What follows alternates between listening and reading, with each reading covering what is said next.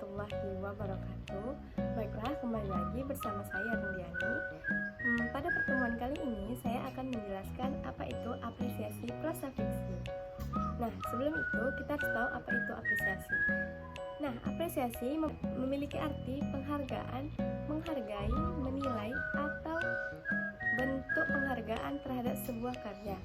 Nah, jadi apresiasi prosa fiksi sendiri adalah aktivitas mental untuk memahami dan menyayangi prosa fiksi, meletakkan penghargaan dengan nilai yang tinggi terhadap prosa fiksi tersebut, dan menjadi peka terhadap nilai-nilai prosa fiksi dan menaksirkan dan menghargai secara kritis pada sebuah prosa fiksi tersebut. Baiklah, di sini saya akan membedah cerpen beberapa penyakit dalam cerpen Indonesia menurut Sutarji Kalzom Bahri pada tahun 1972.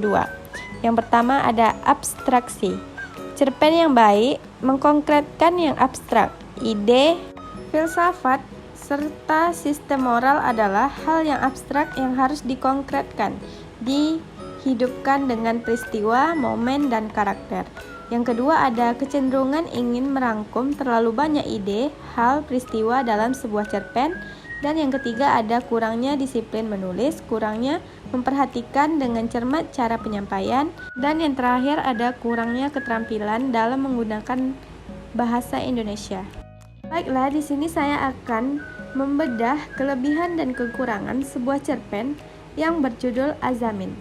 Nah, yang terlebih dahulu yaitu kelebihan cerpen ini. Yang pertama, alur cerita yang disajikan tidak terlalu cepat maupun terlalu lambat. Alur yang disusun dengan baik memberikan kesempatan bagi pembaca untuk mengikuti perkembangan cerita dengan nyaman. Tidak ada rasa tergesa-gesa atau kebosanan saat membaca novel ini.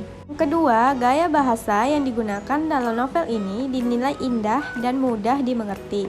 Sofia Aulia mampu menyampaikan cerita dengan kata-kata yang menarik, menjadikan pengalaman baca lebih menyenangkan. Sedangkan kelemahan cerpen ini, yang pertama, terdapat bagian-bagian dalam novel yang terasa kurang penting dan tidak memberikan kontribusi signifikan pada perkembangan cerita. Hal ini dapat membuat pembaca merasa terganggu dan kehilangan fokus pada inti cerita.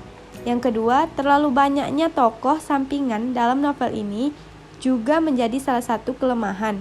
Beberapa tokoh tersebut tidak memiliki peran yang penting dalam alur cerita dan hanya muncul secara sporadis. Keberadaan tokoh-tokoh sampingan yang tidak relevan dapat membingungkan pembaca dan mengganggu kelancaran cerita. Nah, yang terakhir selanjutnya, kisah dalam novel Azamin ini cenderung monoton meskipun ada perkembangan karakter. Plot cerita tidak menawarkan kejutan atau twist yang signifikan. Hal ini dapat membuat pembaca merasa bosan dan kehilangan minat dalam membaca lebih lanjut.